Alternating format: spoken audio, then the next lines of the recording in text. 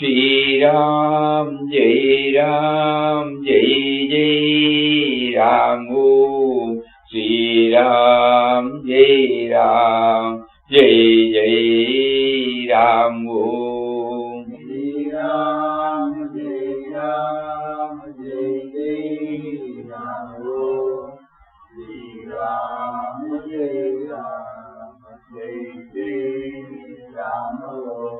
Shri Ram, Jai Ram, Jai Jai Ram Om.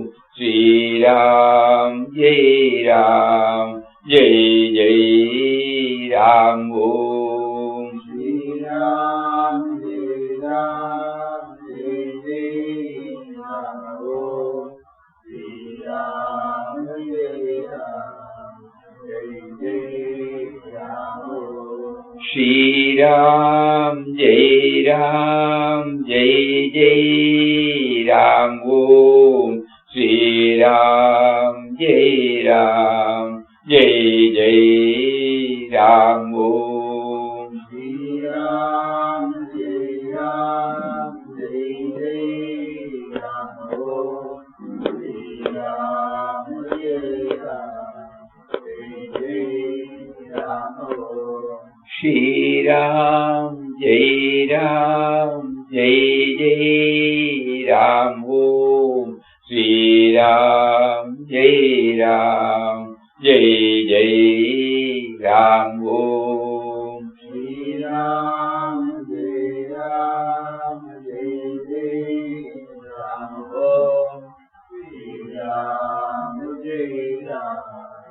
Jai Jai Ram Om. Shri Ram, Jai Ram, Jai Jai Ram Om. Shri Ram, Jai Ram, Jai Jai Ram Om.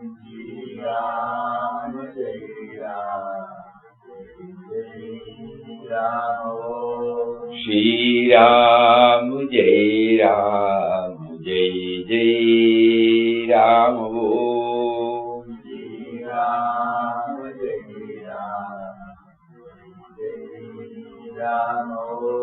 Shri Ram, Jai Ram, Jai Jai Ram Om. Shri Ram, Jai Ram, Jai Ram Om. Shri Ram, Jai Ram, Jai Jai Ram Om. Shri Ram, Jai Ram, Jai Ram Om. Shri Ram, Jai Ram, Jai Jai Ram Om. Shri Ram, Jai Ram, Jai Ram Om.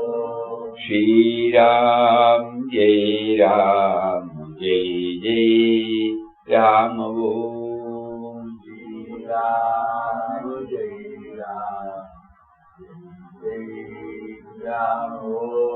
Shri Ram, Jai Ram, Jai Ram Om. Shri Ram, Jai Ram, Jai Jai Ram Om. Shri Ram, Jai Ram, Ram Om. Shri Ram, Jai Ram, Jai Jai Ram Om. Shri Ram, Jai Ram, Jai Ram Om. Shri Ram, Jai Ram, Jai Jai Ram.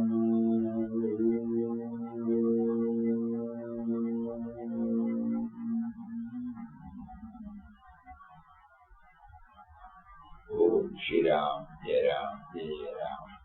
Hari Om to everybody.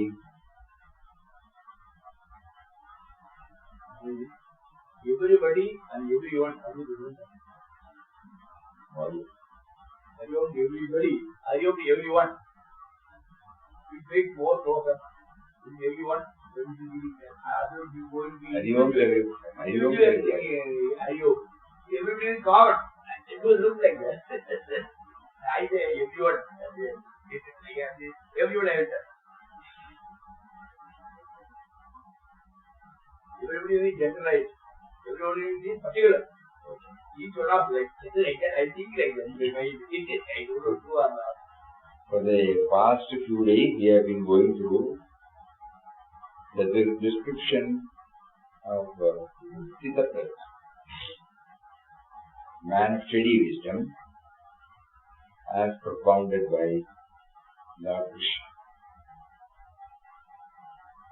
This is very important for all of us, because then only we will have a peaceful life. Yesterday we found Ashantasya Putasuram. If there is no peace, how can happiness come?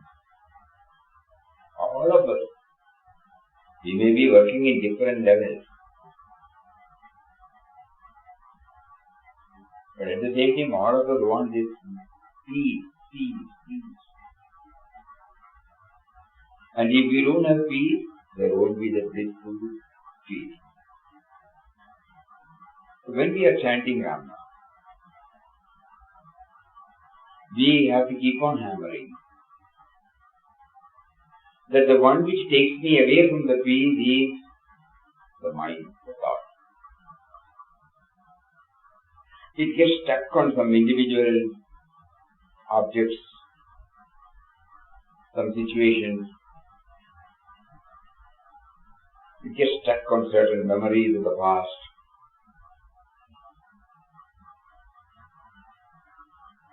In the form of likes and dislikes,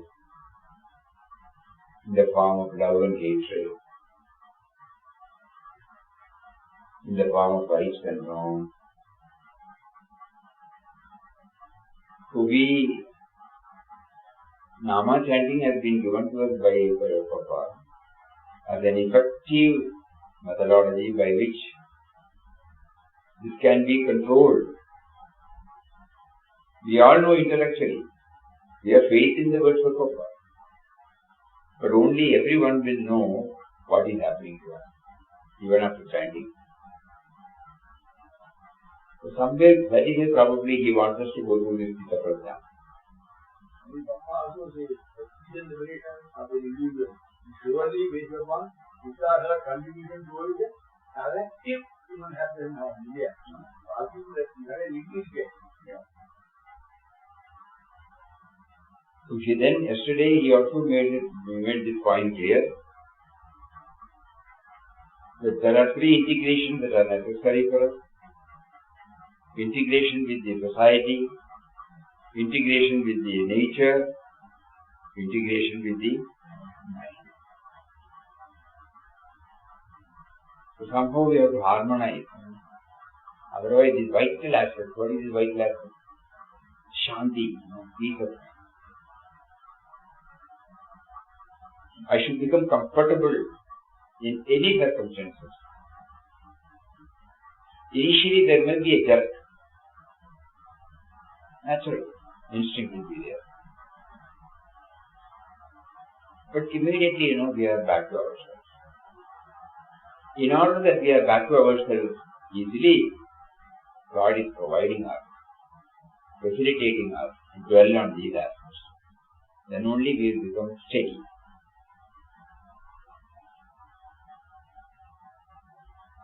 So, Ashantasya Putasukham. If there is no Shanti in my mind, how can there be happiness? So, in the next two stanzas, again he is trying to portray what is happening to us if mind is uncontrolled.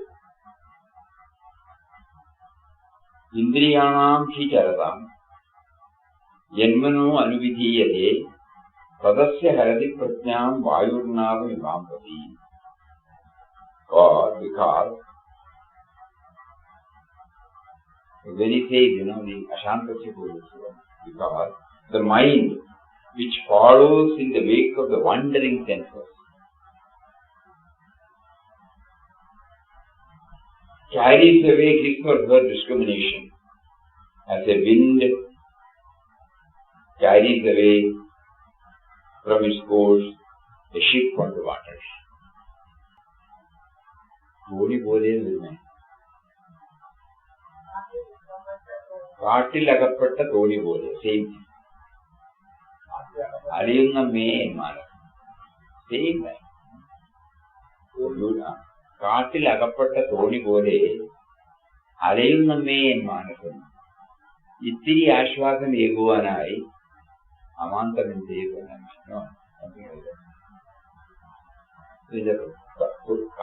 കാറ്റിൽ അകപ്പെട്ട തോണി പോലെ tossed hither and there by the because it has no control of itself. So here he says, Indriyanam hi charadam.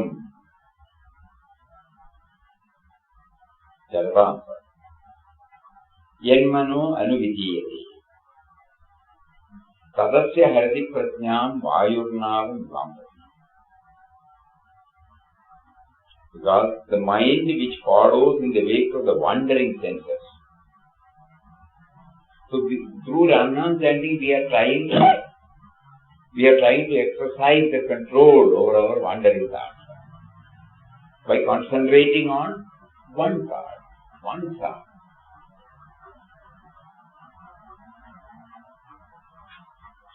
You provided me a mind which is always going hither and there through the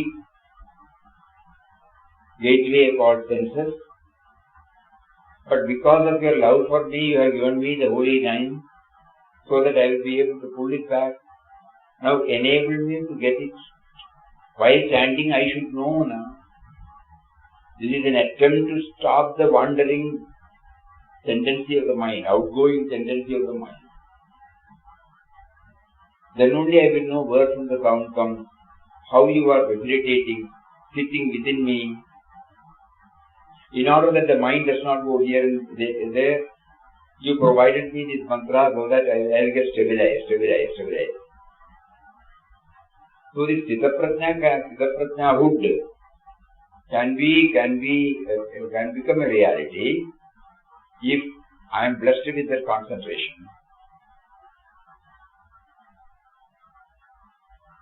And suppose in my mind I keep on chanting it, and once I get this, balance, then when I keep on chanting it mentally, whenever it is possible during my waking state, probably I may be able to hold on to this Sthita Prajna. Kindly think about it. So when we chant, what matters is very important, the attitude with which we chant. Otherwise, what happens? The mind which follows in the wake of the wandering senses carries away his or her discrimination. Even when we sit for mind, how it takes away. We want to sit, we want to watch the antics of the mind. After some time, we don't know that we are watching the mind has taken away. In spite of our earnestness, in spite of our need. So here I think we have to plead. While chanting, this pleading should go. Please, please. The sense organs are being carried away by the sense objects. And the mind also follows in the wake of the sensory system towards the sensory objects. Indriyanam hi jarada. Yanmano anuvidiyate. When the mind does like that, what happens to the human being? Tadasya harati prajna. That destroys whatever little wisdom one has in one's life. And what is the example? Like a ship being carried away by the wind in the sea. That's a tragedy. And all types of tragedies have this common characteristic of losing control and being overwhelmed by forces around you. Tragedy is beautiful when depicted on the stage.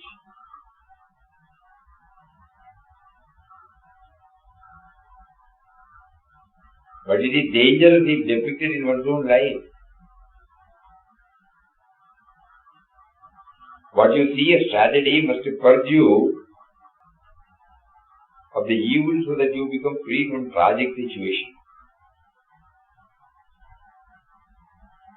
They call this as the cathartic theory of tragedy. You see a tragedy, you develop the word is purgative. A mental purgative you get by seeing a tragedy. Then it is hope that you won't commit this tragedy again. But unfortunately, people see a tragedy and reenact it in one's own life. That is a bigger tragedy. That tragedy should not be. How do we do that, no? That means when the sense objects attract my sense organs, I lose myself. The mind, no control over the mind. Because I lose the discriminative faculty, not necessary. This is not what is wanted. This will not give you sustaining happiness. That discriminative faculty, is become absent. And I give in.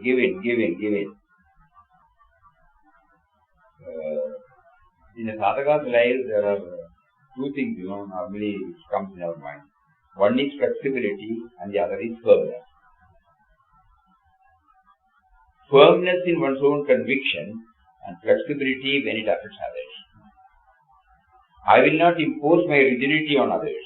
There I will become flexible. But I should be firm. This has to be understood well.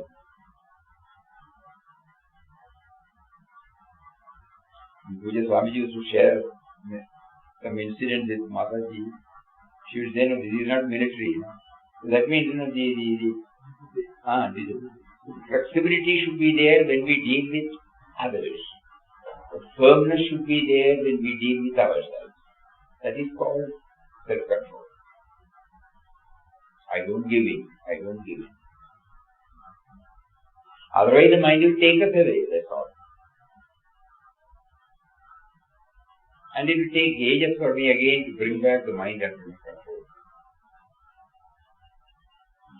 Where do I draw the line? It is up to us. In the next stanza, that also see, then we can again come back.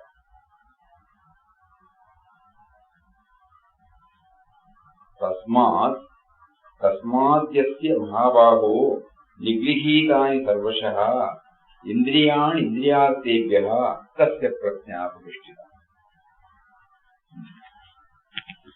Therefore, O mighty armed, his or her knowledge is steady, whose senses are completely restrained from their own. For all of us to think over, when the inner conflict goes on, how to take my focused attention from the sense objects. Deliberately I have to do it. There is no choice. Longing may be there in the mind. That will go later by pleading to him. But geographically, you have to remove it. If we feel the firmness is not going to be there, then it goes. Something for all of us to think and find out ways and means, Flexibility in others, for others, and firmness in oneself. Not the other way. Firmness in the case of giving in for others and flexibility in others. We will not reach anywhere. Firm and flexible. I should have. That is what, integration with the society, integration with the mother nature, integration with the mind. I become comfortable with everything, Yes, that also we have to keep on thinking. How do I integrate myself with the society? With the mother nature? With my own. When I integrate myself with the mind, this question will not come. Running after the sense objects through the sense organs and losing myself totally in it. So he says these two stanzas, Tasma, therefore, O mighty arm, his or her knowledge is steady, whose senses are completely restrained from their objects. Yasya indriyani indriyatebhyaha tasya prajñāpatishtita. whose sense organs have been brought completely under control from all sides. To be a citizen of a free country, you need a measure of self-discipline. Without that, there cannot be citizenship at all. That is what we call as duty, Then only we become a citizen. To be a citizen of a free country, you need a measure of self-discipline. Without that, there cannot be citizenship at all. Ethical values. All higher values come from this discipline of the sensory energy system. The sense organs and the sense objects have an affinity for each other, but I am here to see that they don't do what they want to do. I want them to do what I want them to do. The dark truth will be presented again in the third chapter in a more little. Tasya prajna pravishta. That person's prajna wisdom is steady. Having said this, the Gita gives you a remarkable idea, which you find in many of the Taoist teaching in China.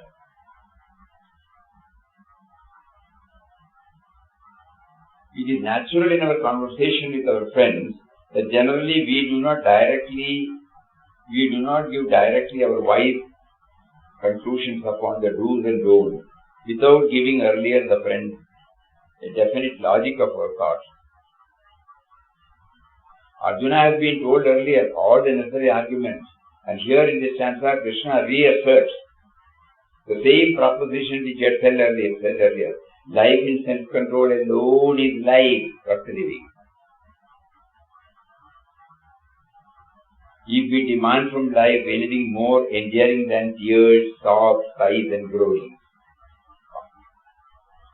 Life in self-control alone is life worth living if we demand from life anything more enduring than tears, sobs, sighs and groanings. He is a man of wisdom, rooted in joy and bliss, who has restrained completely all his senses from their wild roamings, all round among the sense objects. Here Arjuna is addressed as mighty armed, which in itself includes a suggestion that however great a hero he might be, in the outer battle, with arms against the heroic kings and chieftains of his age, he cannot be considered a real hero until he is able to fight against all his enemies within and win for himself a perfect mastery over within. He is a hero, mighty armed, and therefore the suggestion is that he can and must try to win over his inner enemies who plundered his wealth of joy and success in the kingdom of heaven within. By destroying the sense organs roaming in the sense objects. It does not mean that a man of self-development should destroy his capacity for perception of the world outside, nor does it mean that he is one who has been rendered incapable of enjoying life as any other man. Sense debility is no sign of better knowledge. It is only meant here that the sense objects filtering through the five archways of knowledge will not in a perfect man flood the within to bring chaos and destruction. The ordinary individual in his egocentric existence becomes victimized by the sense organs, while he who has conquered the ego and has transcended his matter identification comes to live in freedom and perfect control over the tyrannical sense organs. The emphasis is given that ultimately we should not be carried away by the sense organs. When we see a sense object, how do we maintain neutrality? How do we maintain? Let us not think that it is a Herculean job. All of us do that. Maybe out of compulsion. When we are sick, when the doctor says, don't take these food, we follow, no? Out of compulsion, okay. But we don't cross the limit. That means what? Some control. No? The system will not tolerate, so you don't take this. Anybody who is having some ulcer problem, he is told, don't take any spicy food. If he violates, he gets the power and pain. No? Suppose he is tempted. No? We are trying to learn from our own experience. So we do observe. Immediately after the cataract operation, one eye is covered, cover the eye. We don't try to remove and try to look at it. When the doctor says you keep it for 36 hours like this, putting glass or something like that. Nowadays it is not there, okay. But previously for 7 days or 10 days, I remember cataract operation in those days. 10 days. 10 days, you have to be, somebody should assist you. You are supposed to wash. No headbutt, no asking that they are not going. We have to follow them. We have to follow that. You don't know. So like that, when the sense organs are given this instruction through our mind by the doctor, we try, we observe. We don't find it very difficult. Now you get cold. Don't get mold. Don't get don't have a headbutt. You follow. You got cold, Nobody is upset. So what happens then? Is it because our care for the body is predominant, or is it because we have the faith in the words of the doctor, or we feel otherwise if I derail the system, I will not be back to my routine, which needs my something like that. So then some discriminative faculty plays there. I analyze. If I violate, I will not be able to work. I will not be able to attend to my duty. So ultimately zeros to what? Either compulsion or volunteer. We have to impose certain things on our sense organs. We cannot allow the sense organs to play as it likes.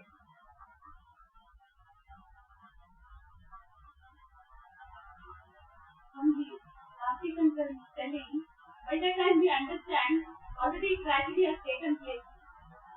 In some cases, initially, yes. Because the moment the sense object is placed before us, it is so powerful, or the mind is so fickle, we are giving. Then later on we understand. But after one or two fall, we will be able to pull us up.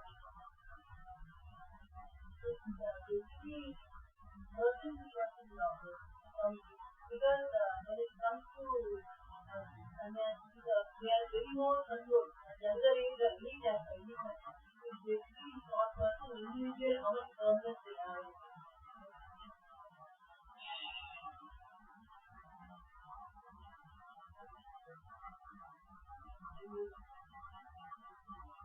Each one has to divide that. We won't say that there are many who lead a normal life and at the same time they have control over subjects.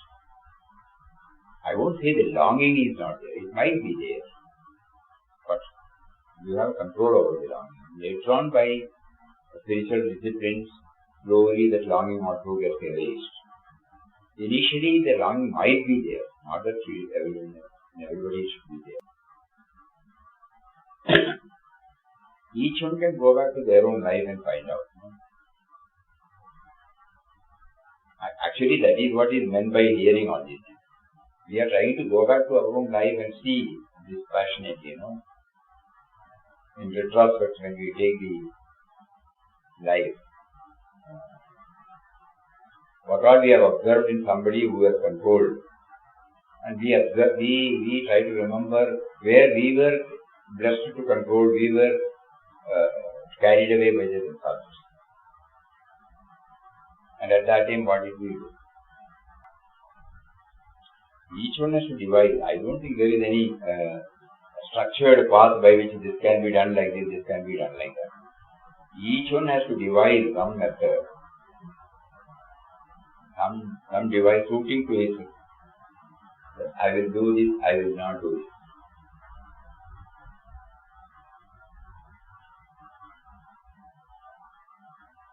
There is no general prescription. When the Gita Jnana Yajna was going on, a lot of people will be there, and Swamiji will be building up this idea. Suppose somebody gets up.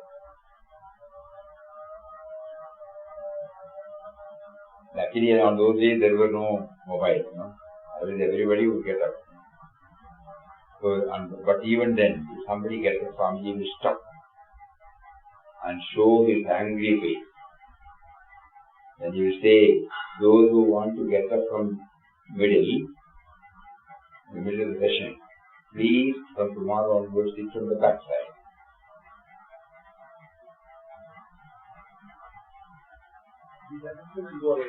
He says, we are trying to build up something which is purely subjective, and any slight distraction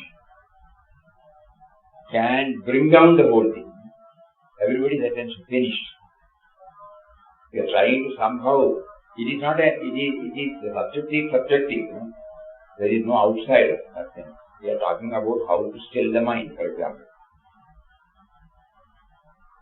So at that time, suppose somebody gets why we remember, So he exercises, he says, immediately everybody, from next day onwards.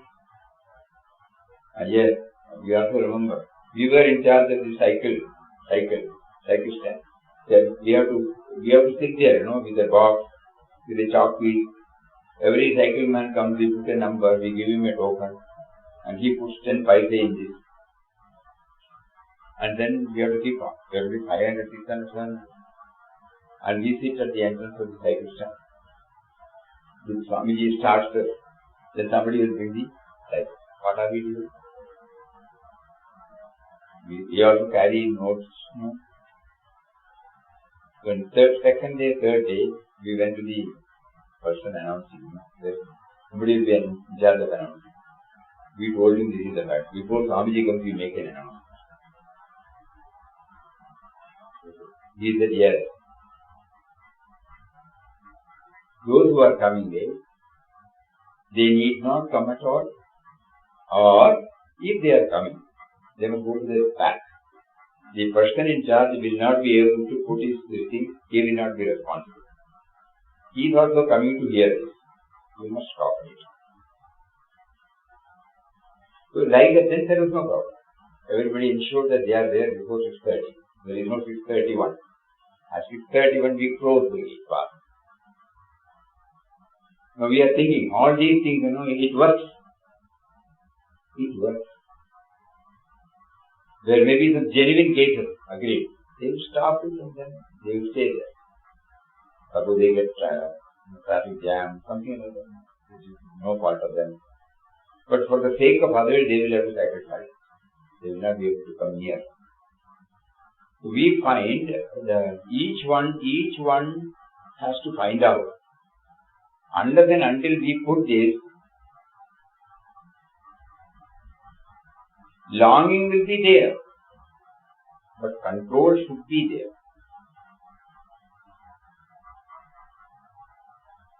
With reference to sense objects, I will not allow you to take hold of. So these two stanzas are again giving us some clues about it.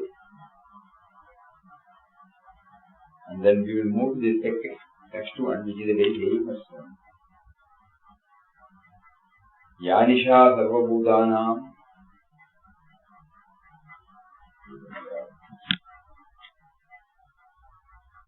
Tasyam Jagrati Samyami Yasyam Jagrati Bhutani Anisha Pashyato Mune.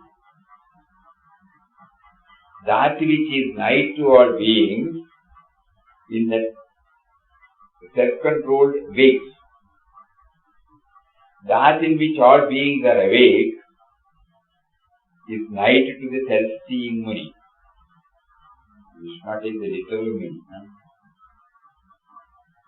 The word Nisha means in Sanskrit sleep or night. The Jagrati means awake.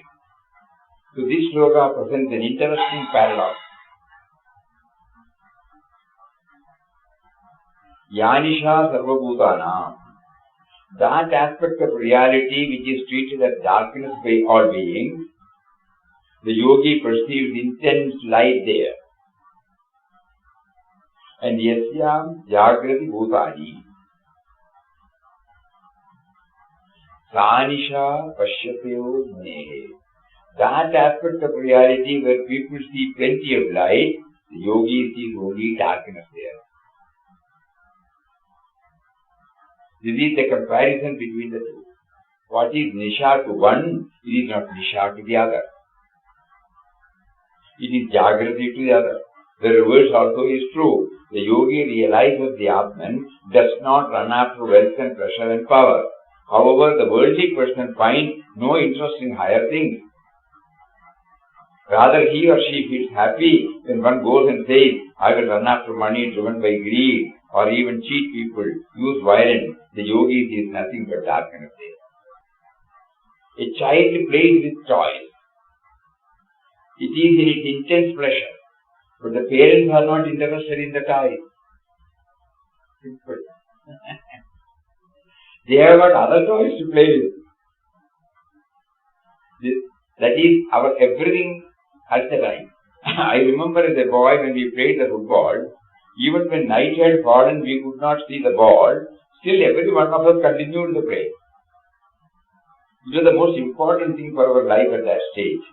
That is the nature of human life. We go from one pleasure to another pleasure and to still higher pleasure. So Vedanta says that there are various dimensions of joy. We have to seek them one after the another. Don't get stuck up at any particular level. No level is condemned. Beautiful. Every level has its own value. But march on, march on, march on. That is the supreme word of Vedanta. Sareveti. March on. Don't stagnate at one particular level. Whenever civilization stagnates at the sensory level, they decay and die away. Sri Ramakrishna said in a beautiful parable, Yagye Jao. In Bengali, Yagye Jao means march on. A woodcutter used to cut wood going to a forest, a small quantity, sell it in the market, make his living. He went on this for a long time. One day a holy man passed that way. He saw the woodcutter doing this. He simply told the woodcutter, march on, march on, march on. At first the woodcutter did not take it seriously. But one day the thought came, I am just cutting the wood here. That holy man told me to go onward. Why not try it? He went a little deeper into the forest. He got more high quality wood there, got more money. Then he said, why should I stop there? Why not go still deeper? Then he came across a copper mine, then a gold mine, finally a diamond mine. He became immensely rich. That is what Sri Ramakrishna says, Yagye Jao. So spiritual life is also like this. Greater experiences are waiting for you. There is a spiritual maturity waiting for you. Then comes the tremendous statement. What is the nature of that mind? That is undisturbed. That cannot be shaken by all these various pressures going around.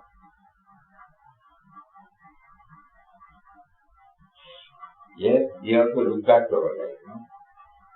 If we had remained at that child level, if we had remained at the next level, that is why Vivekananda said education is the perfection already in man. You reveal the perfection already in man. If you get stagnated, how do we move?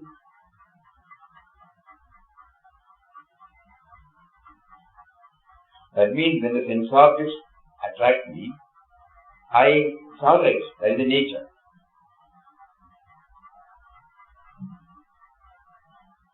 I take it, okay.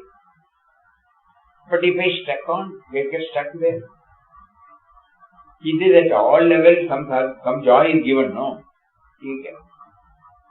But we should not get stuck. March on. No level is condemned.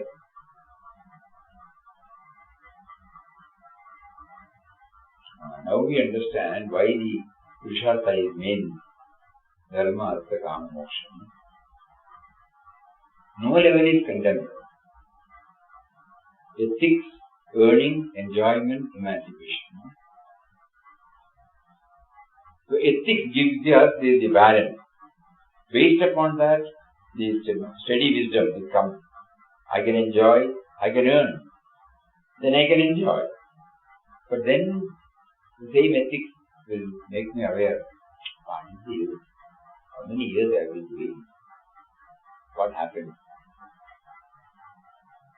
Then how to get rid of all this imagination. Releasing myself from the bondage of my own.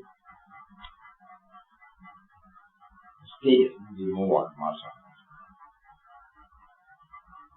We keep on chanting Ram Nam for years together, decades together. Suppose we don't check up what is happening to me.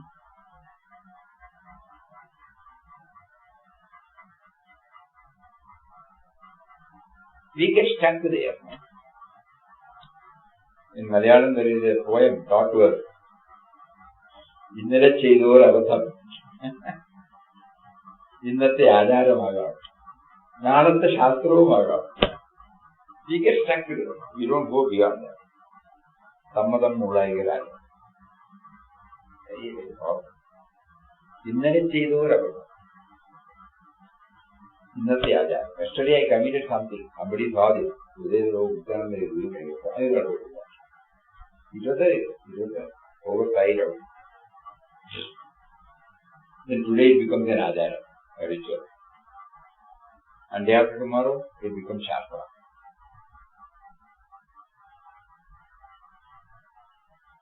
It's not applicable to all, but you are quoting one particular one. That is how in so many places, animal sacrifice, so many things. So many things are being done under the banner of spirituality. Even human sacrifice was there, then the animal sacrifice is still there in some parts of India. Somebody, a great bhakta would have done something. You have not reached the bhakta stage. But you only see that. Out of something, because he had nothing to offer, probably he offered whatever he was taking it. Somebody saw this and somebody decided you must kill and offer. So that means we have to move on. That is important. Vedanta says that there are various dimensions of joy. We have to seek them one after the other. Don't get stuck up at any particular level. No level is condemned. Every level has its own value. But march on. That is the supreme word. Don't stagnate at one particular level. And the good cutters. When will this end? The simple question is when I become full. Then neither I get stuck at any level, nor do I have to keep on going. 4. So the next stanza he says, Apuryamanam Adala Pravishtam Samudramapam Pravishanti Yadvad Tadvat Kamayam Pravishanti Sarve Sashanti Mapnoti Nakama Kami. Apuryamanam Adala Pravishtam. As into the ocean, brimful, still, flow the floodwaters of various rivers. Even so, nothing happens to the ocean. If you go to the beach, and if you happen to see one river is coming, one river is flowing towards it, you go to Baker Beach and you walk, you will find that there it comes and joins, Sandhagiri Purata and joins. But you find the level is same. Apuryamanam Adala Pravishtam Achalam. As into the ocean, brimful, still, flow the flood water Even so, the Muni into whom enters all desires, he or she attains to peace, not the desirer of desires. He doesn't become a desirer. But just like the river, when it joins the ocean is same. A person who runs after various desires and sensory cravings, that is one type. Another person is one into whom so many cravings are going on, but they do not make any disturbance inside. It is absolutely calm and steady. One's desires, others' desires, all enter into that person, creating no agitation at all. What is the nature of that mind? It is like a big ocean. Apuryamanam adala pradishtam samudram. Unshaken like a mountain. Apa pravishanti, entered water. Tadvat. Similarly, kamayam pravishanti sarve, into whom enter all desires. Shashanti mapnoti. He attains peace, nakamakami, not the desirer of the desires. The Shanti will not come to the desire of the desire. In the Buddhist language, they say Bodhicitta. The Chittam or mind of a Buddha. Bodhicitta is a wonderful Chitta. Anything and everything can enter there without disturbing the peace of the Chitta or mind. So this shloka refers to that human being who has established tremendous strength and stability within oneself, and all these various attractions around do not make any difference to him or her. The person is absolutely calm and steady, not agitated like an immense lake. So this particular sloka refers to that fullness. Probably that is what the mythology and the Samudra are going on. When the poison came, Lord Shiva was able to take, because he can assimilate. Today Shivratri. Not everybody can do it. He is not tossed hither and thither. He is not affected at all. Shiva stands for auspiciousness. All that is good and great. Each one approaches Shivratri in different ways. Here we can approach Shivratri through the Nirvana Shloka. Because at the end of each sloka, we repeat Shivoham, Shivoham. So the Manobuddhi Ahankara Chittani Na Aham. Like that, last line is Chitananda Rupa Shivoham, Shivoham.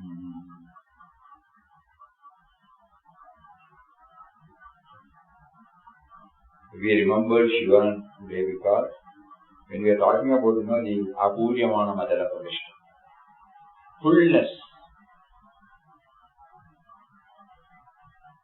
So to remember him fully, there are so many mythological explanations given for Shivratri.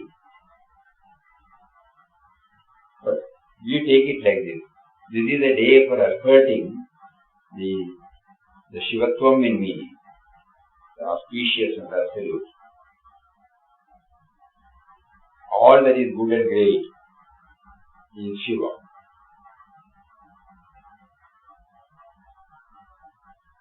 He is the static on which the dynamic plays, and he is not affected by the dynamic.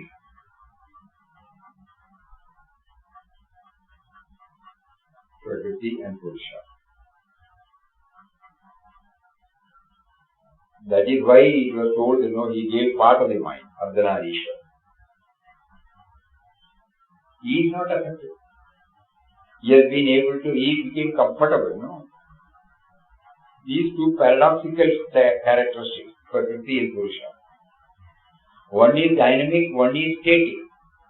And both are in this Ardhanarishwara. One part of the mind is Ishvara, another part of the mind is Nari. Logically, rationally, it doesn't go. But this is the truth. In him, in Shiva, nature also exists. He is not affected. Because of the close association of this Prakriti, he is not affected. And without him, Prakriti cannot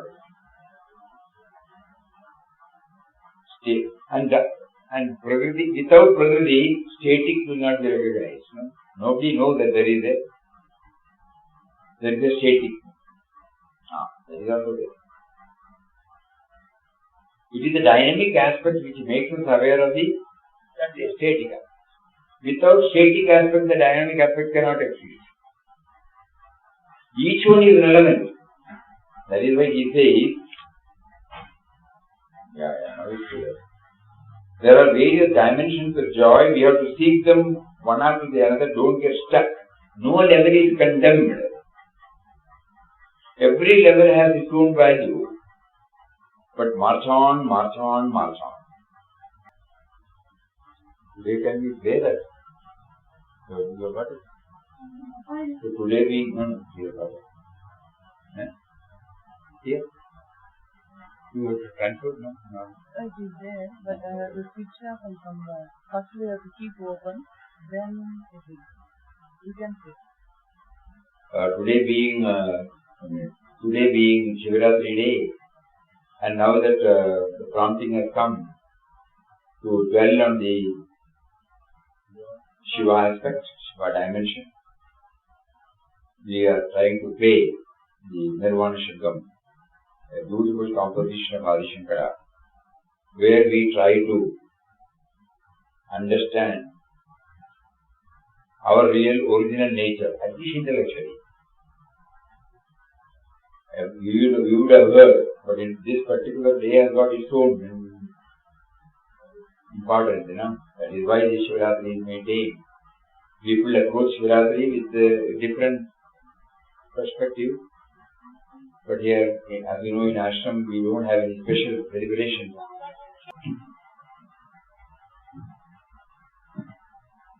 So today he also made us to hear Adi Shankara's Nirvana Shukam.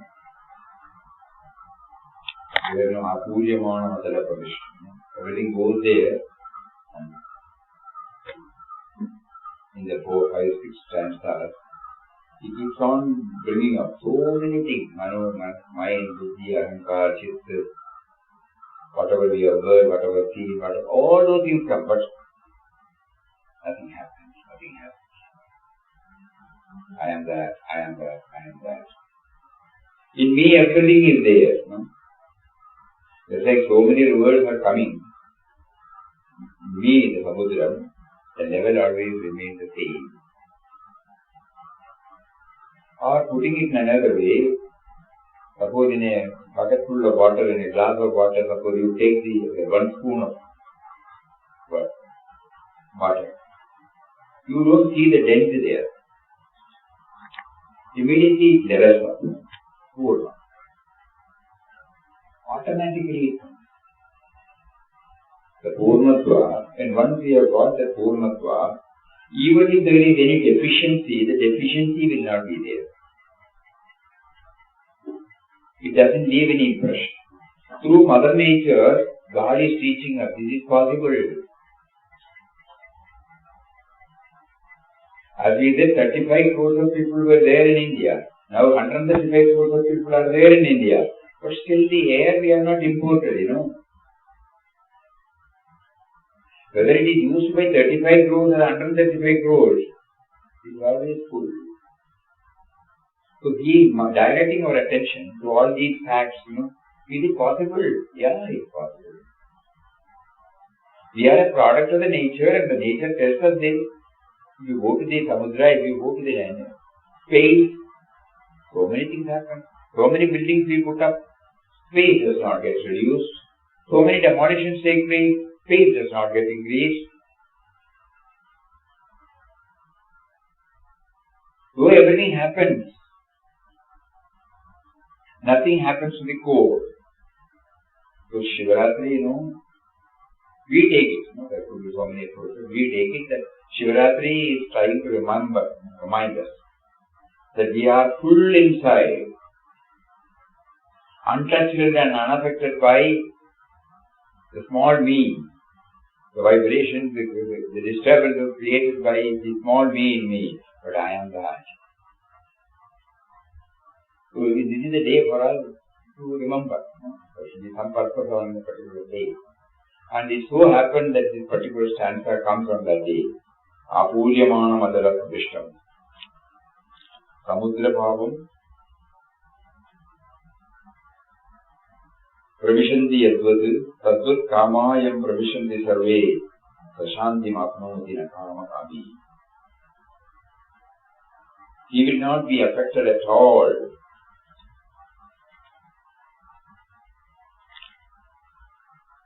As into the ocean, brimful and still, flow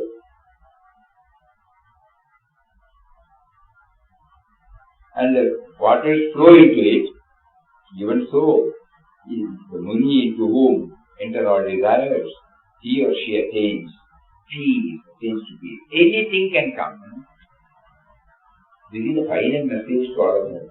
These two more stanzas are there. It's a very important stanza. Apuryamana madara pravishtam. Easy for us to remember that one, two words. Because the Purnatvam is there. Purnatvam is there. I am arriving, I am striving to gain that Purnatvam inside. So that no desire, no craving, nothing can affect me. Though it may be coming there. Though the sense objects are so enticing, it will not.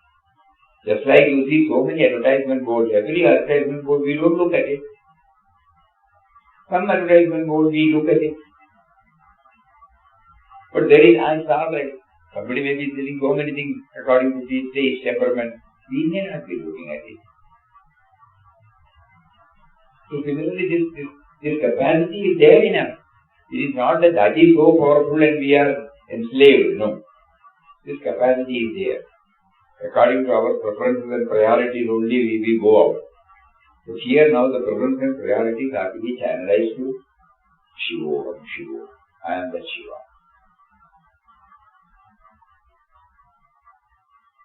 Apuryamana madara pravishtam. So we are reaching at the end of the two more stanzas are there.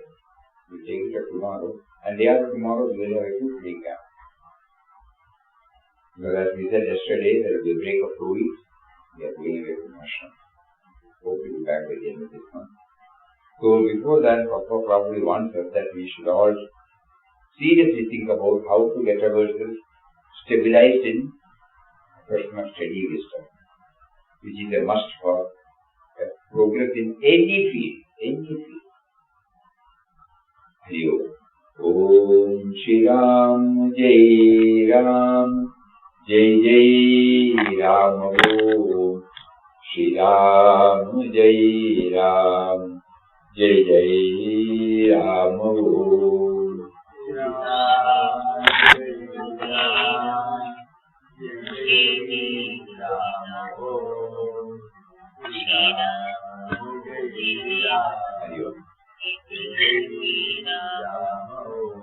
Shri Ram Jai Ram Jai Jai Ram Om Shri Ram Jai Ram Jai Jai Ram Om Shri Ram Jai Ram Jai Jai Ram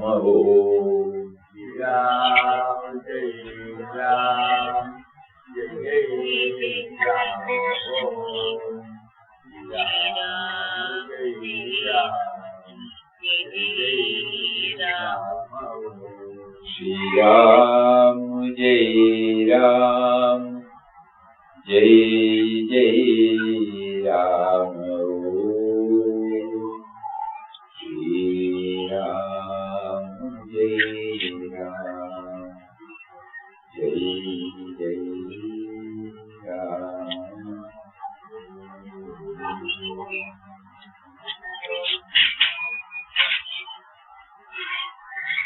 Shri Ram Jai Ram Jai Jai. Hariom Hariom Hariom Hariom नमस्कारम नमस्कारम प्रणाम प्रणाम हरिओम